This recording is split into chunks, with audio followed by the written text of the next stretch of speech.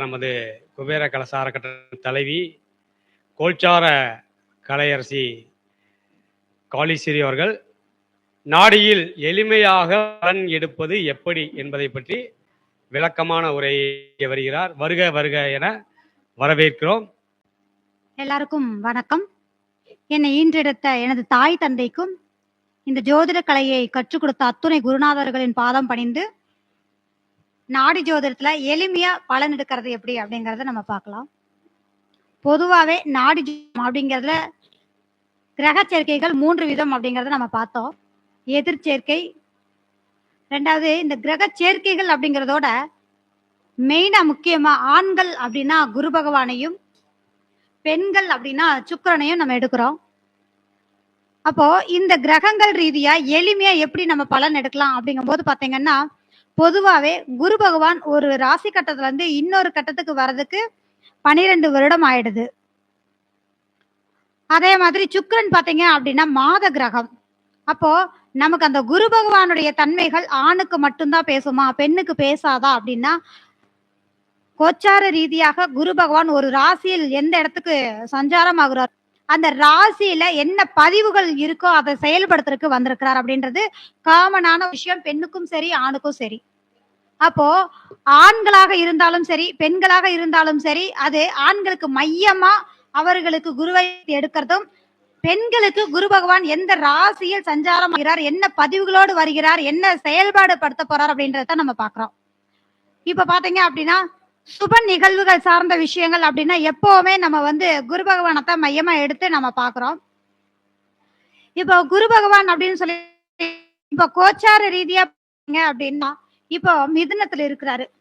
இப்ப எளிமையான ஒரு அமைப்புகள்ல நம்ம பலன் பார்க்கக்கூடிய ஒரு விஷயங்கள்ல இப்போ அந்த மிதுனத்துல சூரிய பகவான் ஜனன ஜாதகத்துல யாருக்கெல்லாம் அங்க சூரியன் இருக்காங்களோ, இப்ப மிதுனத்துக்கு வருது இல்லைங்களா, இப்ப இந்த குரு பகவான் வரும்போது கண்டிப்பா அவங்களுக்கு பாத்தீங்க அப்படின்னா வேலை ரீதியாக இருக்கக்கூடிய நபர்களுக்கு மாற்றத்தை கொடுக்கக்கூடிய சூழல், பதவி உயர்வுக்காக இருக்கக்கூடியவங்களுக்கு ஒரு அங்கீகாரமான அமைப்பு, அடுத்த பரிணாம வளர்ச்சி அப்படிங்கிறது கட்டாயம் உண்டு அப்படின்ற ஒரு விஷயம்தான். ஏன்னா இந்த ரெண்டுமே வளர்ச்சிக்குரிய கிரகம், சூரியனும் சரி குருவும் சரி. அப்போ மிதுனத்துல ஜனன ஜாதகத்துல சூரியன் ஈர்க்கப்பட்டவங்க பாத்தீங்க அப்படின்னா இந்த காலகட்டங்கள் நீ எடுத்து வைக்கக்கூடிய முயற்சிகள் சாதகமான அமைப்பாக இருக்கு அப்படின்ற ஒரு சரி. அடுத்ததா பாத்தீங்கன்னா இந்த நாடு ஜோதிடத்துல இன்னும் நுணுக்கமா துல்லியமா நம்ம சொல்றதுக்கு பாத்தீங்கன்னா லக்னம் ரொம்ப பிரதானமா இருக்குதுங்க.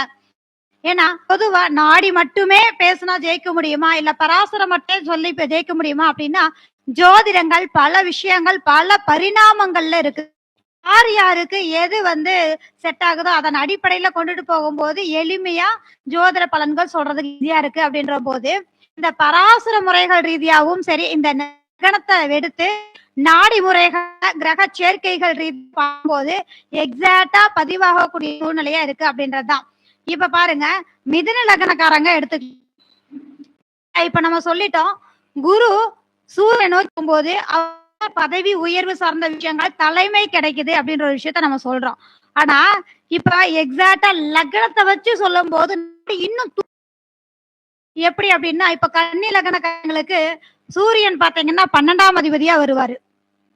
குரு பகவான் பாருங்களேன் 4-7 கூடியவரா இருந்து புதன் வீட்டுல வரும்போது பாத்தீங்கன்னா கண்டிப்பா உங்களுக்கு தொழில் செய்யக்கூடியவங்கள தொழில் ரீதியா மாற்றங்களை கொடுக்கக்கூடிய விஷயம் சார்ந்த விஷயங்கள் அப்படிங்கறது அவங்களுக்கு சப்போர்ட் பண்ணக்கூடிய சூழல் இருக்கு அப்படின்றதும், இடமாற்றம் கம்பல்சரி அவங்களுக்கு நடக்கும் அப்படின்றத நம்ம தெளிவா சொல்லிடலாம்.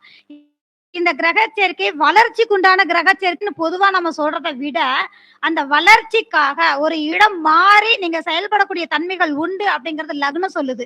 எப்படி அப்படின்னா 12ஆம் சூரியன் இருக்கிறதுனால அவர் இடம் மாற்றத்துக்கு உண்டான அமைப்பு கொஞ்சம் தள்ளி போகக்கூடிய தூர தேசம் சார்ந்த அப்படின்ற ஒரு விஷயம். இதுல பாருங்க எக்ஸாக்டா இவங்களுக்கு வெளியூர் வெளிநாடு சம்பந்தப்பட்டு நம்ம போகலாமா அப்படின்னு கேள்வி கேட்கிறாங்க.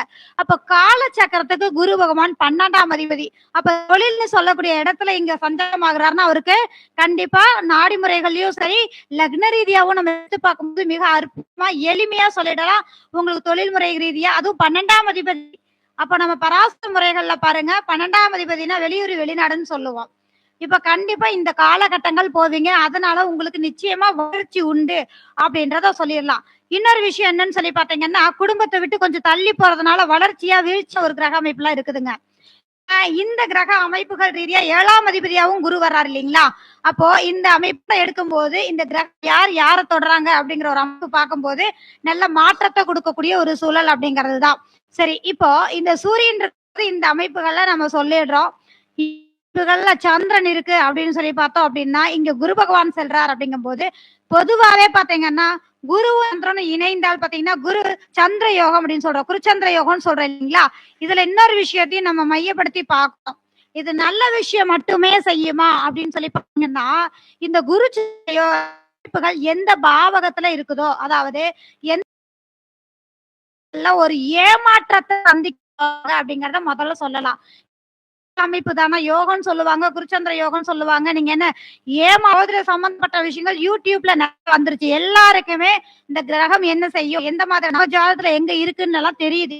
வரக்கூடிய நபர்களே இந்த கட்டத்துல இப்படி இருக்குங்க, எனக்கு என்ன செய்யும்னு கேட்டுதான் வர்றாங்க இல்லைங்களா? அப்போ இந்த கிரகங்களுடைய வரலாறு அவசியமான ஒரு முக்கியம். அப்பதான் நம்ம பலன் சொல்றதுக்கு எளிமையா சொல்ல முடியும். அப்ப இந்த குருச்சந்திர யோகம்னு மட்டும் கிடையாது இல்லையா? ஏன்னா சந்திர விஷயம் நமக்கு தெரியும்.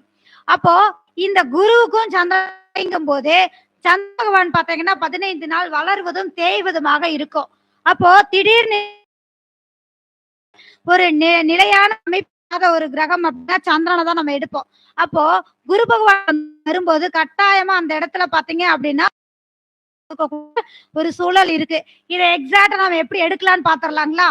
லக்னத்தோடு பொருத்தி ஆடி முறைகள்ல ஏமாற்றம் இருக்குதுங்க, அவமானம் இருக்குங்க அப்படின்னு நம்ம சொல்றோம். இன்னும் அதை இன்னும் தெளிவா எந்த இடத்துல அப்போ 2ஆம் இடத்துல இருக்கு அப்படின்னா குரு பகவான் அப்படிங்கிறது பினான்ஸ் சம்பந்தப்பட்ட இல்லைங்களா? அப்போ பொருளாதார ஒரு வீழ்ச்சியை சந்திக்க போறீங்க அப்படிங்கறத சொல்றதுக்கு இன்னும் துல்லியமா சொல்லலாம் அப்படின்ற விஷயம். 2ஆம் இடம் என்னங்க? தன வரவு சார்ந்த விஷயங்கள். குரு அப்படின்னா பெருமணம். அப்ப சந்திரனோடு இணையும் போது பாத்தீங்க அப்படின்னா நிச்சயமா ஒரு ஏமாற்றத்தை கொடுக்கக்கூடிய ஒரு சூழ்நிலை உண்டு அப்படின்றதா. இந்த கிரக சேர்க்கையே பாருங்களேன் 8ஆம் இடத்துல தொடர்பு கொள்ளுது மாதிரி நம்ம சொல்லுவோம் அப்படின்னு சொல்லி பாத்தீங்கன்னா, இந்த நாஜோதிட முறைகளே குரு சந்திர அமைப்புகள் பிரச்சனைன்னு சொல்றோம். அப்போ கட்டாயம் இந்த காலகட்டங்கள்ல அவமானத்தை சொல்றீங்க அப்படின்றது கொஞ்சம் கவனமா இருங்க அப்படின்னு சொல்றதுக்கு கண்டிப்பா நமக்கு மிகப்பெரிய அளவுல ஒரு சூழல் இருக்கு. சந்திரன் அப்படின்னா யாரா? திருமணமாகி குழந்தையுள்ள நபர் அப்படின்ற ஒரு விஷயத்தை குறிப்பிடும். இதுவே சூரியனா இருந்துச்சு அப்படின்னா அடுத்தவர் பொருள் சொல்லக்கூடிய கணவன் மனைவி அப்படின்ற ஒரு விஷயம் அங்கீகாரப்படுத்தும் அப்படின்ற ஒரு விஷயம். அப்போ இது அப்ப ஒரு விஷயம் வருதுன்னு சொல்லிட்டோம். அப்ப யாரு எந்த அமைப்புகள்ல அப்படிங்கும் போது பாத்தீங்கன்னா திருமணமாகி குழந்தை இருக்கக்கூடிய நபர் அப்படிங்கறதையும் சுட்டி காட்டுது. அது எந்த ராசியில இருக்கு அப்படிங்கும் போது உறவுகள் அமைப்புகள் நட்சத்திரத்தை பார்க்கும்போது உறவுகளுக்குள்ளையா, அது வேலை பார்க்கிற இடமா அப்படிங்கறத மிக இன்னமும் தெளிவா சொல்ல முடியும் அப்படின்ற ஒரு விஷயம் தான். சோ கிரக சேர்க்கைகள்ல கிரகங்கள் சேர்த்து யார தொட்டாங்க அப்படிங்கறத வச்சு நம்ம பலன் சொல்லக்கூடிய ஒரு விஷயம். இதுல 3 கிரகங்கள் ரொம்ப முக்கியங்களா? குரு பகவான், சனி பகவான், ராகு கேது பகவானுடைய அமைப்புகள்ல தான் பலன் சொல்றதுக்கு ரொம்ப எக்ஸாக்டா நம்ம எடுக்கிறோம். இப்ப சந்திரனோட இணை நாடி முறைகள்ல நம்ம பிரச்சனைன்னு சொல்லிட்டோம். லக்னத்தை தொட்டு எந்த பிரச்சனை வருதுங்கிறத அவ்வளவு அழகா சொல்லலாம். சரிங்களா? சரி, அது ராசியோ உறவுகளுக்குள்ளயா வெளியிலயா அப்படிங்கறத அழகா சொல்ல முடியுது. அடுத்தது பாத்தீங்க அப்படின்னா செவ்வாயும் குருவும் பாத்தீங்கன்னா காலச்சக்கரத்துக்கு திரிகோணாதிபதிகள் இல்லைங்களா?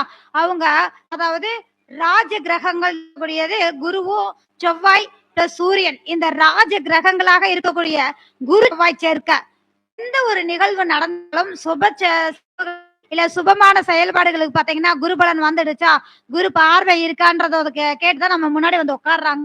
ஒரு குழந்தையா இருக்கட்டும் இல்ல திருமணமா இருக்கட்டும். ஆனா எப்பவுமே ஒரு ஒரு விஷயம் பாருங்க, செவ்வாய் மங்களக்காரகன்.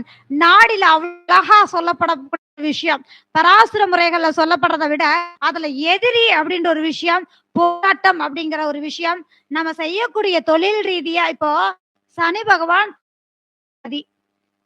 பகவான் செவ்வாயை தொட போறாரு, ஜனன ஜாதக செவ்வாயை தொட போறாருன்னா ஒரு எதிரி வரப்போறார், ஒரு போராட்டம் இருக்கு அப்படிங்கறத நம்ம பண்றோம் இல்லைங்களா?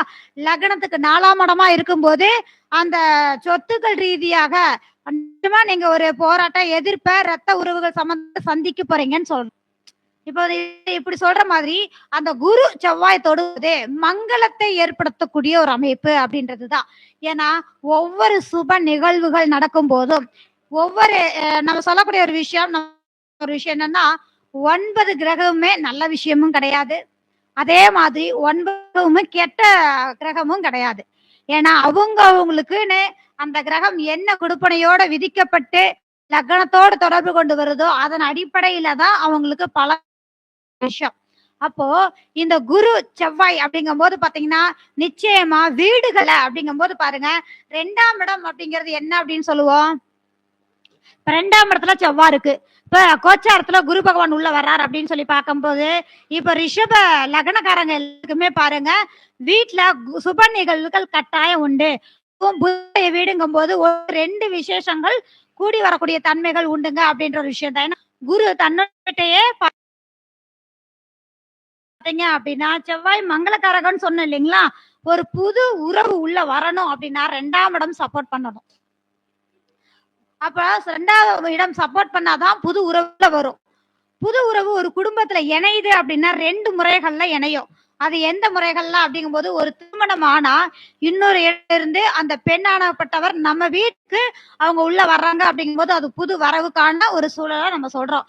இன்னொரு வரவு என்ன அப்படின்னு சொல்லி பாத்தீங்கன்னா குழந்தைக்காக நம்ம பாக்குறோம் அப்படிங்கும் போது குழந்தை பாக்கியம் கிடைக்கிய தன்மை அப்படிங்கன்னா இது புது வரவுக்கான சூழல். சேர்க்கை செவ்வாயும் குருவும் கோச்சார ரீதியான பெயர்ச்சிகள்ல இப்ப கரண்ட்ல இறங்குறாங்க அப்படின்னா ஜனன ஜாதக செவ்வாய் கூட குரு உள்ள வர்றாருன்னா கண்டிப்பா உங்களுக்கு சுப செலவுகள் உண்டு, மங்கள காரியங்கள் கூடி அப்படின்னு நம்ம தாராளமா சொல்லலாம். எளிமையாவே சொல்லக்கூடிய ஒரு விஷயம் அப்படிங்கிறது தான். அதே மாதிரி பாத்தீங்கன்னா இந்த காலகட்டங்கள்ல ஒவ்வொரு செயல்பாடுகளும் கிரகங்கள் படையில நன்மையும் தீமையும் நடக்கக்கூடிய ஒரு அமைப்பு அப்படின்றது. இதுல இடம் சம்பந்தப்பட்ட விஷயங்கள் விரிவாக்கம் சார்ந்த விஷயங்கள் நான் ஒரு இடம் வாங்கி போட்டிருக்கேன், அதை நான் வித்துடலாமா இல்ல அந்த இடத்த நான் வச்சிருக்கலாமான்னு ஒரு கேள்வியோட வராங்க. இதே கிரக அமைப்பு ஒரு வருஷம் கழிச்சு அந்த இடத்த நம்ம கொடுத்துடலாம்னு சொல்லும் போது ஏன் நம்ம சொல்றோம் அப்படின்னா அந்த குரு பகவான் அந்த இடத்துல உள்ள வர்றாரு. ஒரு வருஷம் அந்த வீட்லயே இருப்பார் இல்லைங்களா. அப்போ அந்த இடத்தின் உயர்வு அப்படிங்கும் போது கண்டிப்பா அவங்களுக்கு நல்ல மாற்றக்கூடிய சூழல் உருவாகும்.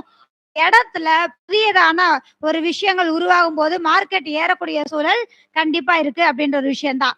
சரி, அடுத்ததா பாத்தீங்கன்னா ராகு பகவான் இருக்கிறார் அப்படின்னு சொல்லி பாத்தீங்கன்னா எப்பவுமே இந்த 3 கிரக சேர்க்கைகளை எடுக்கிறோம். மரணக்காரகன் அப்படிங்கிறது ராகுவை தான் நம்ம மையப்படுத்துறோம் நாடி முறைகள்ல இல்லைங்களா. அப்போ ராகு பகவான் இருக்கக்கூடிய இடங்கள் ரீதி பாத்தீங்கன்னா குரு பகவான் உள்ள என்ட்ரி ஆகும் போது பாத்தீங்கன்னா இப்ப நம்ம பராசரங்களையுமே நான் சொல்லக்கூடிய விஷயம் என்ன, குரு சேர்க்க குரு சண்டால யோகம் சொல்லுவோம் இல்லைங்களா. அப்ப ஏற்களை விரிவுபடுத்தக்கூடிய கிரகம் ராகு பகவான். அப்ப அந்த இடத்துல குரு உள்ள வரும்போது பாத்தீங்கன்னா லக்னத்தோடு எந்த பாவகத்துல தொடர்பு கொண்டு இந்த கிரக இணையுது அப்படிங்கறத பார்த்து நம்ம பதில் சொல்லும் போது எக்ஸாக்டா அற்புதமா இருக்கும் அப்படின்ற விஷயம். இப்ப இருக்கு அப்படின்னா தொழில் ரீதியா அவங்க விரிவாக்கம் செய்யக்கூடிய சூழல் அப்படிங்கிறது நிச்சயமா அவங்க நல்ல மேன்மையை கொடுக்கக்கூடிய ஒரு காலகட்டமா இருக்கு அப்படின்றதுதான். 2வது அதர் கம்யூனிட்டி சம்பந்தப்பட்ட ஒரு மக்கள் அப்படிங்கறதே ராகு கேதுவை தான் நம்ம பார்த்துவோம். அப்ப இந்த ராகு கேதுவை வச்சு நம்ம சொல்லும் போது அவங்களுக்கு நிச்சயமா விரிவாக்க கம்யூனிட்டி சம்பந்தப்பட்டவங்களை நீங்க மீட் பண்ணக்கூடிய சூழல். 2வது அடுத்தடுத்து என்ன செயல்பாடுகள் செய்யலாம் அப்படிங்கிற ஒரு விஷயத்தோட நம்ம பார்க்கும்போது இதுல இன்னொரு விஷயத்தையும் பாக்குறோம். நாடி முறைகள்ல லக்னத்தை தொட்டு பாக்குறோம்னு சொல்றேன் இல்லைங்களா. அப்போ அது மிகப்பெரிய தொந்தரவு கொடுக்கக்கூடிய சூழ்நிலையை இது அப்படின்ற ஒரு விஷயம் தான். அப்ப எந்த மாதிரியான ஒரு அமைப்பு அப்படின்னா நிச்சயமா இந்த இடத்துல பினான்ஸ் ரீதியான டைட் ஆகக்கூடிய ஒரு சூழல். தொழில் நல்லாவே போய்கிட்டு இருக்கு அப்படின்னா ராகு முதல்ல வாய். அப்போ முதல்ல வெளியில வராது அப்படின்ற மாதிரி தான். இப்போ ஒரு பணம் அப்படின்னா வெளியில எடுக்க முடியாத ஒரு சூழ்நிலையும் லாக் ஆகக்கூடிய தன்மை ஏற்படுத்தக்கூடிய சூழல் உண்டு அப்படின்ற ஒரு விஷயம். அதே மாதிரி அந்த குரு பகவான் ராகுவை கிராஸ் ஆகுற வரைக்கும் அந்த டிகிரியை கிராஸ் ஆகுற வரைக்கும் கொஞ்சம் கவனமா இருக்கணுங்க, கொஞ்சம் சரியில்லாத காலகட்டங்கள்னு நம்ம சொல்றதுக்கு கண்டிப்பா நல்ல ஒரு விஷயத்த அதாவது சொல்றதுக்கு நம்ம கண்டிப்பாக அமைப்புகள் சொல்லும் அப்படின்றதுதான். இன்னொரு விஷயம் பாருங்க, பொருளாதார ரீதியான மேம்பாட்டுக்கு ஆனா மீடியா துறை அப்படிங்கும்போது பாத்தீங்கன்னா ராகு பிரம்மாண்டமான வளர்ச்சியையும் அதே மாதிரி வெளி உலகத்துக்கு மாற்றத்தை கொடுக்குது அப்படின்ற ஒரு விஷயம். ரெண்டாவது, பொருளாதார செயல்பாடுகளுக்கு சுக்கிரன் அப்படின்னா பொருளாதார கிரகம். இப்ப இந்த சுக்கிரன் அப்படிங்கும் போது அந்த இடத்துல குரு பகவான் வருது அப்படின்னா விதி கர்மா என்ன விதிக்கப்பட்டதோ அதை அனுபவிக்கக்கூடிய கொடுப்பனை அப்படின்ற ஒரு விஷயம். பொதுவா கிரகங்கள்ல தேவகுருவும் அசுர குருவும் இருக்கக்கூடிய அமைப்புகள்ல பாத்தீங்க அப்படின்னு தேவகுரு அது அசுரகுரு. ஆனா பினான்ஸ் ரீதியான செயல்பாடுகள்ல பாத்தீங்க அப்படின்னா நிச்சயம் ஒரு சில மாற்றங்களை கொடுக்கக்கூடிய ஒரு அமைப்பு இருக்கு அப்படின்றதா. தடை இல்லாத பண வரவுகள் சார்ந்த விஷயங்கள் கண்டிப்பா அவங்களுக்கு ஏற்படக்கூடிய சூழ்நிலை இருக்கு அப்படிங்கிற ஒரு விஷயத்த சொல்ல முடியும். ஏன்னா எந்த கிரகம் எந்த கிரகத்தோடு இணையுது அப்படின்ற ஒரு விஷயத்த தான் நம்ம வந்து இந்த நாடி முறைகள்ல நம்ம சொல்றோம் அப்படின்ற ஒரு விஷயம் இல்லைங்களா.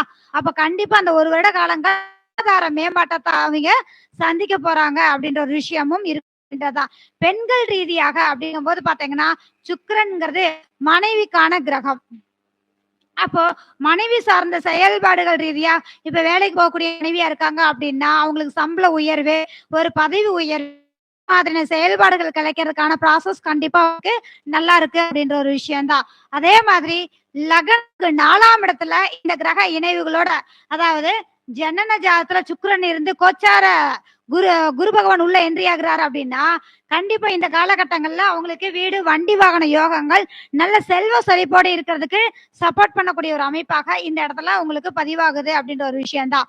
அப்போ இந்த முறையில 3 கிரகங்கள் நம்ம பலன் எடுக்கிறதுக்கு குரு பகவான், ராகு, கேது, சனி பகவானை மையப்படுத்த ஜனன ஜாதகத்துல என் கிரகம் இருக்கோ அதனோட தன்மைகள்ல தான் இந்த கிரக செயல்படக்கூடிய தன்மை பிளஸும் மைனஸும் நடக்கக்கூடிய சூழ்நிலையை உருவாக்குது அப்படின்ற ஒரு விஷயம்.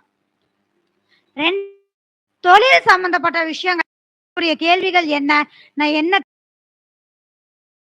அப்படிங்கறத அதிகமா கேட்டு வர்றாங்க இல்லைங்களா. அப்படின்னு சொல்லி எடுத்துட்டானாலே சனி பகவான் தான். சனி பகவான் தொழிலுக்கு அதிபதி. அப்போ இந்த சனி பகவான் அதுக்கு அடுத்து இருக்கக்கூடிய கிரகம் என்ன கிரகத்தை தொடுறாரோ அதன் ரீதியான தொழில் தான் அவங்களுக்கு செய்யக்கூடிய ஒரு அமைப்பை ஏற்படுத்துது அப்படின்ற ஒரு விஷயம்.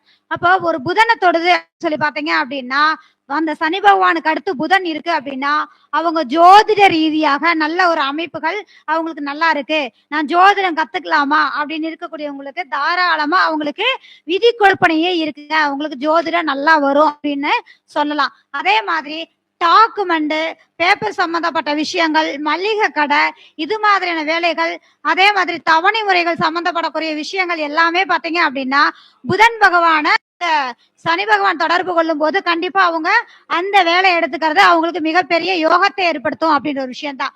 பொதுவாவே யார் யார் என்ன தொழில் பண்ணணும் அப்படிங்கறத அவங்க ஜாதகத்துல சனி பகவான் தொடர்பு கொள்ளக்கூடிய கிரகங்கள் தான் முடிவு பண்ணுது அப்படின்ற விஷயம்தான். சரிங்களா. சரி, அடுத்ததா பாத்தீங்க அப்படின்னா இப்போ சனி பகவானுக்கு அடுத்ததா பாத்தீங்கன்னா கேது பகவான் இருக்கிறாரு. நான் என்ன தொழில் பண்ணலாம்?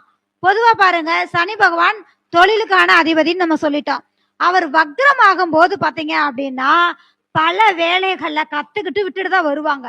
எல்லா வேலையுமே நான் கத்துக்கிட்டேங்க, என்னால நிரந்தரமா இருக்க முடியலன்ற ஒரு கேள்வி சனி வக்ரமானவங்களுக்கு இருக்கும்.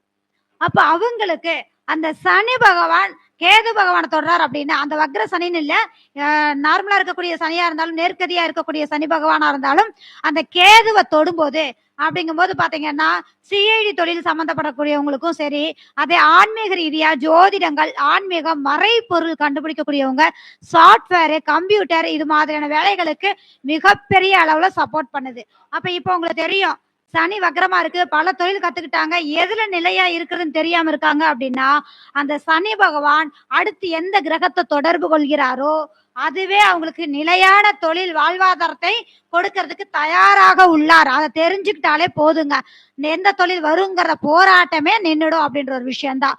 சரிங்களா. அடுத்ததா பாத்தீங்கன்னா நிறைய இப்ப குழந்தைங்களை நிறைய கேக்குறாங்க, என்ன கேக்குறாங்க, என்ன படிக்க வைக்கலாம் அப்படின்னு கேக்குறாங்க. படிப்புங்கிறது நம்ம எதுக்காக படிக்கிறோம்? நம்ம வாழ்க்கையை மேம்படுத்துறதுக்கும் படிச்ச படிப்புக்கு உண்டான வேலைக்கு போறதுக்கும் தான்.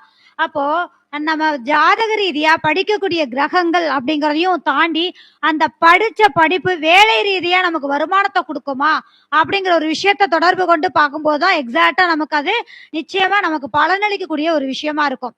அப்போ வேலை தொழில் அப்படின்னு எடுக்கிற அமைப்பே பாத்தீங்கன்னா சனி பகவானை தான் நம்ம மையப்படுத்தி பார்க்கிறோம்.